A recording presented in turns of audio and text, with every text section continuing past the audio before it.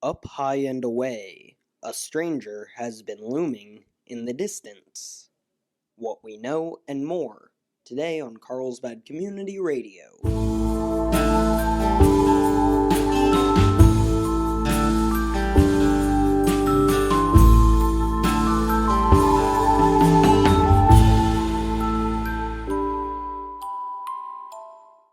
Listeners, the rain has arrived at our beautiful city, and that's a really good thing because we are in a severe drought. Anyways, let's not get off on a tangent about droughts. With the rain arrived a guest. High above the oak in Holiday Park looms a human-like figure. One resident with a pair of binoculars claimed that they looked genderless, gray, and tall for their width. What we do not know is why the rain arrived with them, and will it be here much longer? And will it leave with them? More on this uninvited friend after a word from our sponsors. Wow, so anything I say, you have to say on the radio if I buy an advertisement. Holy cow. I am a butt face. What a loser. You have to say all of this. Oh my god. You can have my $100, bro. This message brought to you by Michael Mornell. Michael Mornell, you can have my $100, bro. We're back. Listeners living by the park, you have been calling in non-stop. We get it. That gray humanoid creeps you out. We really do. But we are a radio station, and if you have a problem, then you need to take it up with, Parks and Rec. But we did get some interesting details, which I thank you for. Now it's time for interesting facts about the hovering humanoid above Holiday Park. The humanoid hovering above Holiday Park has gray skin, dark eyes, says Jeffrey Falcone.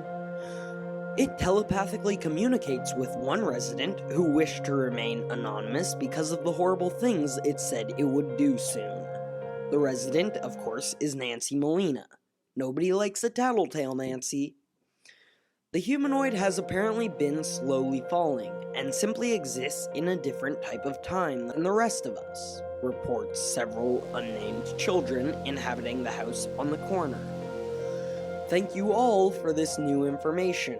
And listeners, if Nancy was right in what she told me, well, I don't mean to be a spoil sport, but I would recommend evacuation. Now, the traffic. The rains have affected drivers as they usually do. Nausea, temporary blindness, all things to be expected when driving in such water-swept conditions.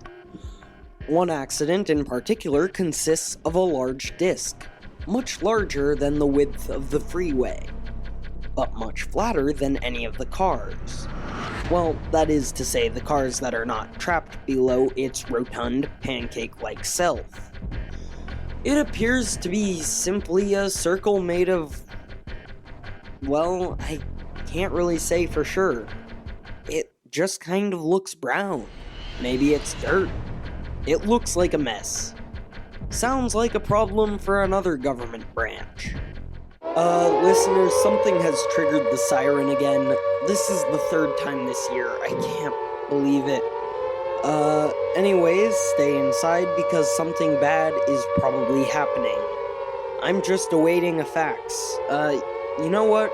I'll send it to the weather and maybe the fax will be here by then. Here's the weather. Wind is what it takes, and from where it takes. The souls of the innocent are no longer ready. Only to the divine who may not be innocent, but may be wind. Therefore they grasp onto what they can, but are yet intangible, and can only take the innocent. To wash it up is all they desire, but they fail. Consistently they fail, and they tarnish it.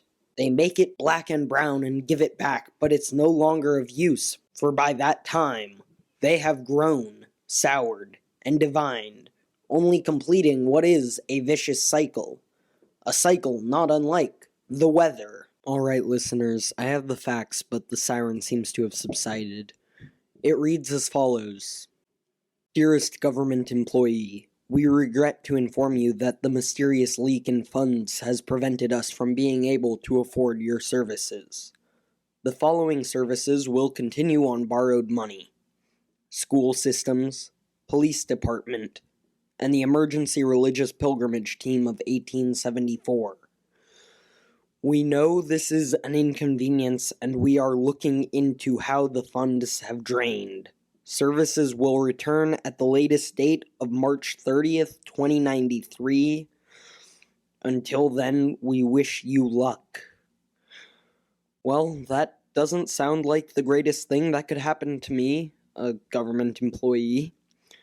My producer is telling me to wrap it up and get out before he shuts off the power, so good night, and see you later, Carl's